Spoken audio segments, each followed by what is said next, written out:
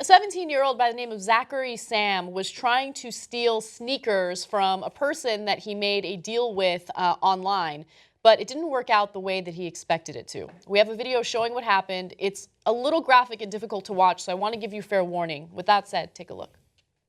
What was supposed to be a normal Craigslist buy and sell did not end that way. The driver inside that SUV, a guy known as Phil, a 39-year-old father of three who says he sells tennis shoes off Craigslist just as a hobby and to provide for his family. He was just going to do that again this Friday, but it didn't end that way. The teenager you see walking up, he thought was just going to do a simple buy of the tennis shoes, but it didn't end that way. As you see, the teen got inside that SUV, but inside, according to investigators and members of the driver's family, they say the teen pulled a gun on that 39-year-old, but the gun jammed. The teen then grabbed the tennis shoes and ran off. You thought that was the end of this story. Well, that's where it becomes a little bit more complicated. The teen ran off trying to catch a bus. He could not get the bus, but the driver of that SUV turned around and, as you can see at the top part of your screen, ran over that teenager. Wow. Well, I can't even make the joke. Okay, tell us what happened to the kid. So he miraculously survived, but getting hit by the car severed his arm below the elbow. So authorities were able to find him basically collapsed in the front yard of his mother's home. He is facing charges, including having an unlawful weapon and also for, pulling a gun on this guy. Now, the man who ran over him is also facing charges, attempted murder charges. And that's where the story gets a little complicated. Should the man face attempted murder charges for what he did? And the lawyer for the man who ran him over says, I don't mean to be harsh, but I think Mr. Sam, in a case, was getting what he deserved. My client is an absolute victim in this case. Yeah, no.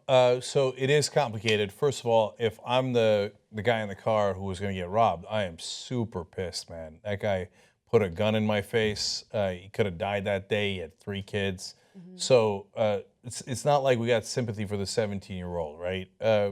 Terrible thing to do, put that guy's life in danger. I get why the guy was steaming mad, but you can't run somebody over for robbing you.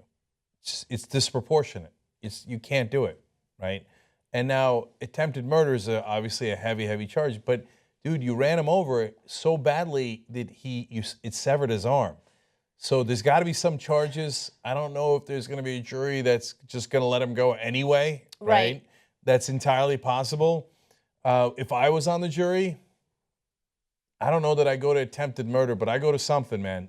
We can't let you run people over for robbing you, no matter how pissed we all would be under the same circumstances. Look, there's the part of me that wants that revenge, right? That wants to be angry and irrational and wants that stupid 17-year-old to get what's coming to him, right?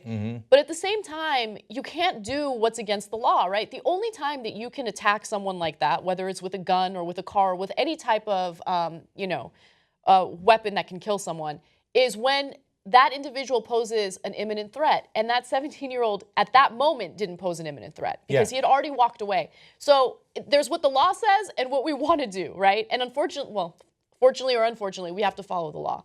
Yeah, and look, if the guy, the kid, whatever you want to call him, is pointing a gun at him and he hits the gas pedal so he doesn't get shot, we're not having a discussion about it, right? Yeah. That's self-defense. Of course. But the car's a deadly weapon here, and the 17-year-old is clearly walking away. That issue is over, right? Now, it's frustrating that it's over. You're going to call the cops, or they're not going to be able to find him, or it's going to, and I've been robbed before, and the cops didn't even bother trying to find the guy who did it. And I had his fingerprints. He'd left a giant handprint on my window. They're like, yeah.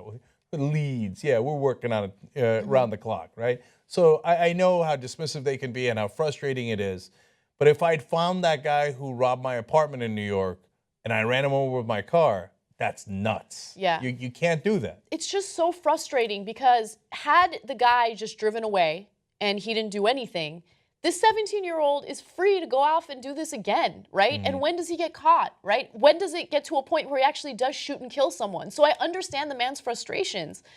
I don't know. It's a difficult story. I mean, look, let's explain what happened with the arm. The surgeons were reportedly able to reattach Sam's arm, which was severed below the elbow, which was found collapsed outside his mother's home nearby after fleeing the scene. Look, dude, when you got to pick up your arm from the scene and run with it, that's why you don't run people over, because you easily could have killed them and you've maimed them. Can't have it. We can't have it.